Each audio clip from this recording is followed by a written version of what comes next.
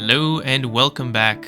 Last time I got distracted by making a digital miner and then getting bullied by the Chaos Dragon, which I didn't really show because it's not really entertaining. I was just kind of frustrated, not really fun to watch, so I cut it out. And instead I've decided I'm just going to do the Platline legit, and I'll figure out how to deal with the Chaos Guardian later.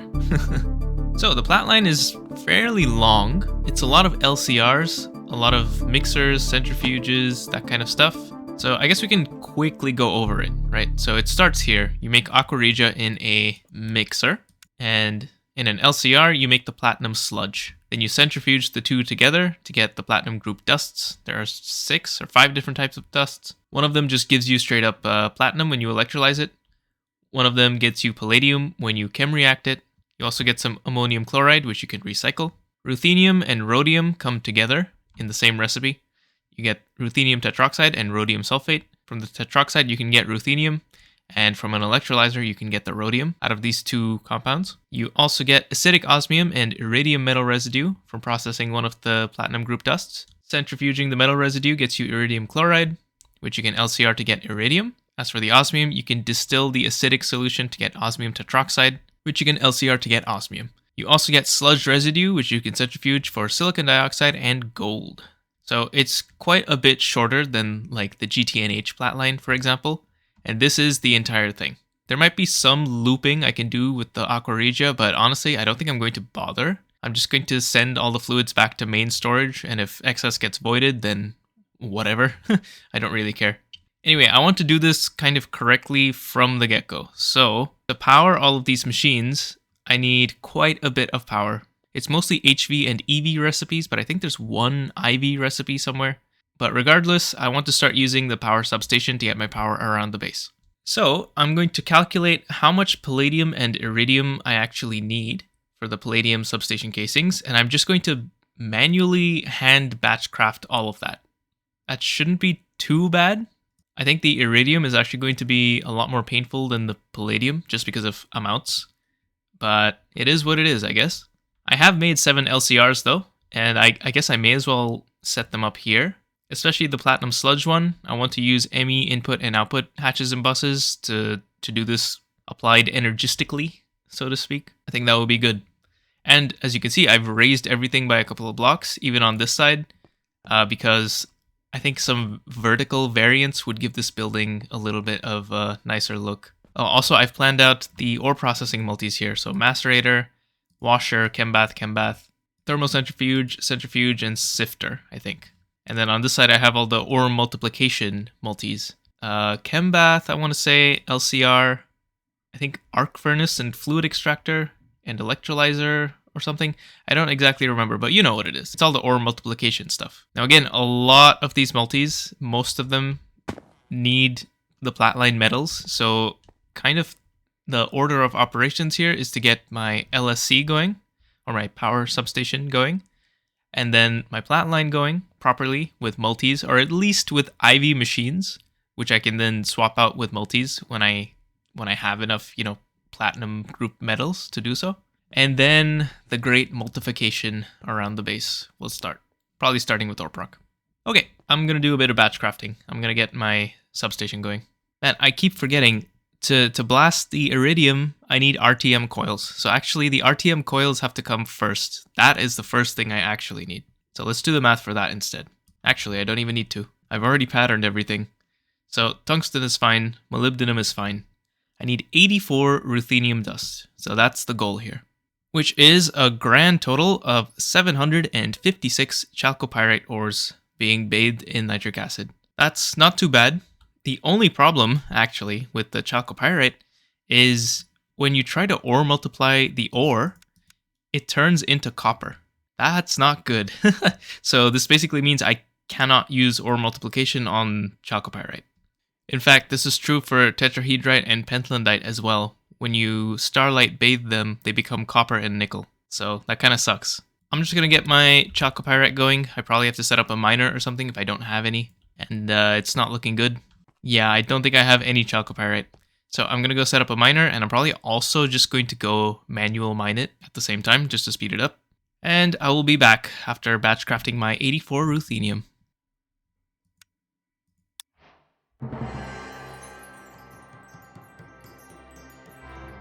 RTM coils unlock quite a bit. I didn't realize this, but actually even smelting tungsten steel requires RTM coils. So this was going to happen no matter what. And what that has enabled is a couple of quests. So RTM alloy, tungsten steel, and IV. Very cool. I could also make HSSG coils pretty soon. I just need to get some, HSSG.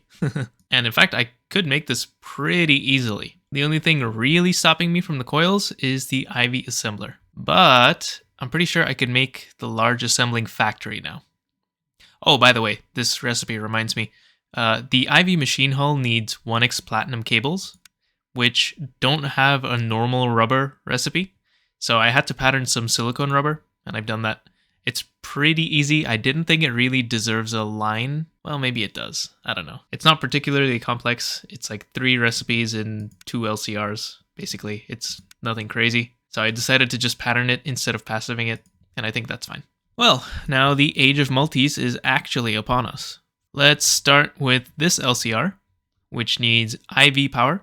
So I could do 2 EV energy hatches for now, because the IV one needs an IV assembler and also needs iridium in the first place, so it's not like I can make it. So it has to be a doubled up EV LCR, and that's fine. Once I do that, I can get my substation. And then multis everywhere. I want to show you a sinful, shameful creation I have. So to blast the iridium and the palladium, well, maybe not the palladium, but for the iridium, I need an IV blast furnace, right? That's 16 amps of HV.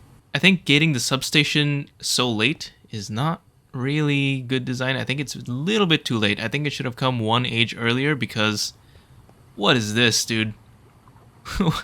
What is this? Like, I'm not gonna set up a multi-block generator to feed into other multi-blocks. It just feels bad. So instead, I have 16 combustion gens for each EBF feeding into a high amp transformer, feeding into 2 EV energy hatches. What a mess. Disgusting. As soon as I have the substation, this is getting destroyed. Absolutely destroyed. Here is my substation. Amazing. Not even a quest. Can you believe that? Kind of the most sensible place to put this is right here. So I kind of want to move this whole setup. Also because I like having a view when I'm in my, my control space. And usually I do a control tower facing the main base. But to be honest, I haven't done a lot of building here, and I didn't really build with a view from a distance in mind. So I think it's finally time. I think it is finally time to actually build this tower. And I'll put the control tower, I guess, in my little CEO office at the top. The time has finally come to finish this building. Wow. I'm only like 35 episodes late.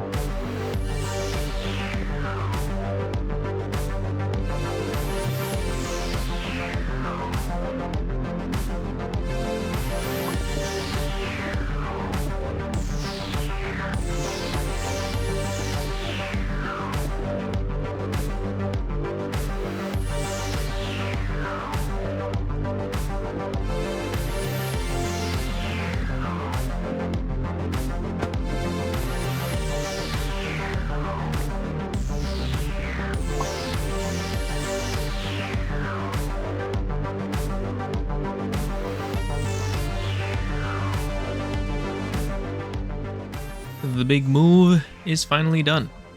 I've moved my crafting CPUs, my, what the hell is this thing called? My mass assembler, my storage, and my terminals. I've also patterned everything I need for the electrolyzer and chemical bath, but I should do the IV batch crafting quest first, or both of them.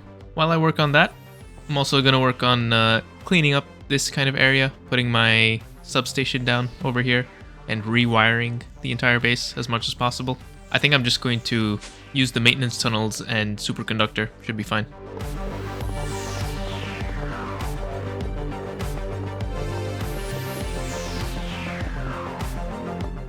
Substation is in place, but I don't have any IV dynamos or energy hatches, so I need to make some.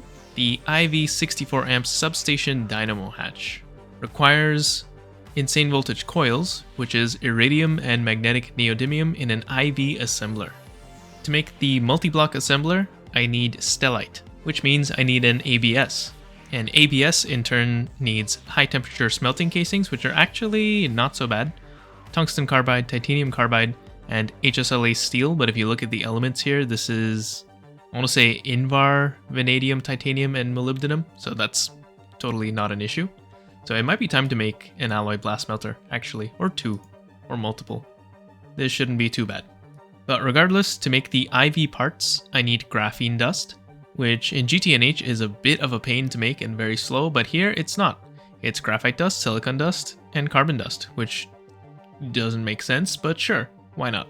It's still a bit slow though, 5 seconds at HV for each dust, and I'm gonna need quite a lot of dust. Also, the IV superconductor, I don't think I mentioned, is stellar alloy. So I already have some, so I can pretty easily make some stellar alloy cables.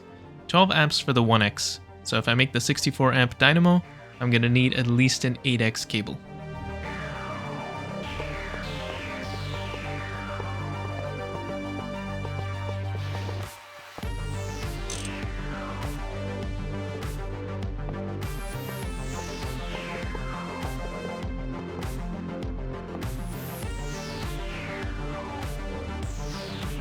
I am both sad and happy to announce that we at HamCorp have opened up our first alloy blast smelter, which is great, but it's another temp setup because I still don't have a IV cable running through the base. I do need this for watertight steel because the way you make this is by vacuum freezing the molten watertight steel that you get from the ABS.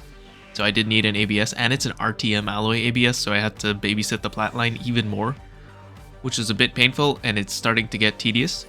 But I'm also going to have to make these large-scale assembler casings for the multi-block assembler.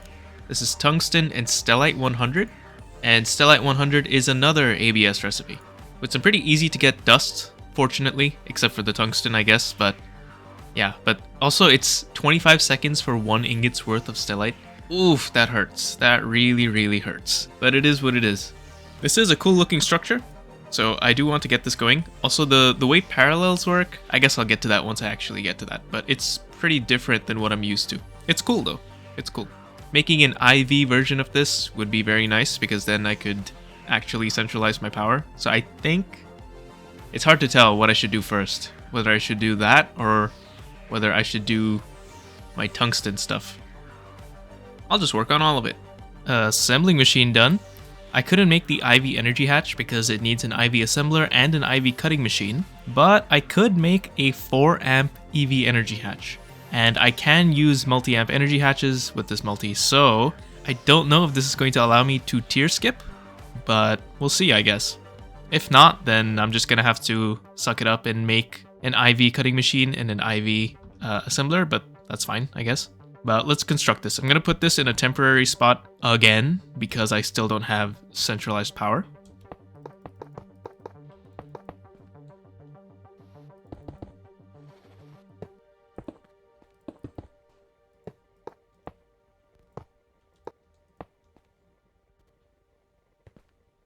Wait, I'm so silly.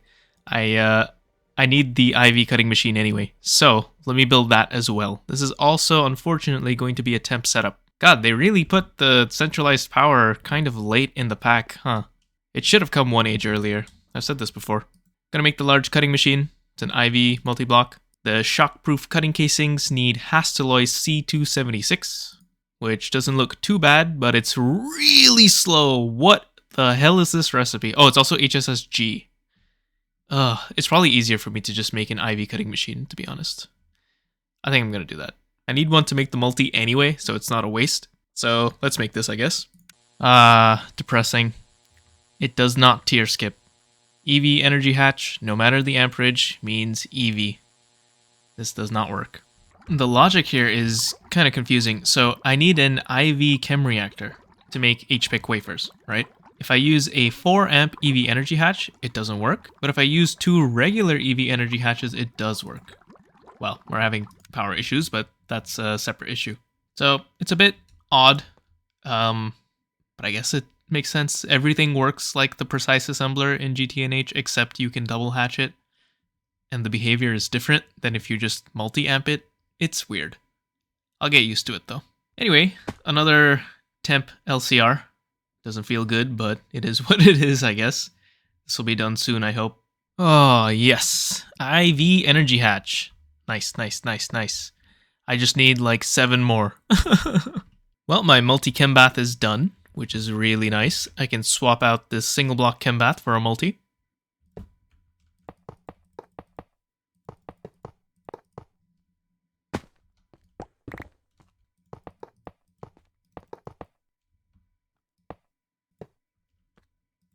Now, unfortunately, I can't make the multi-block electrolyzer purely because the controller needs osmium, and osmium ingots are unfortunately an LUV blast, and I refuse to power my EBF with a stack of HV combustion gens. That is, I'm not doing that. I refuse to do that. So this is going to have to wait until next time. I'm just going to hook things up with the single block electrolyzer for now. It should be fine. But cool.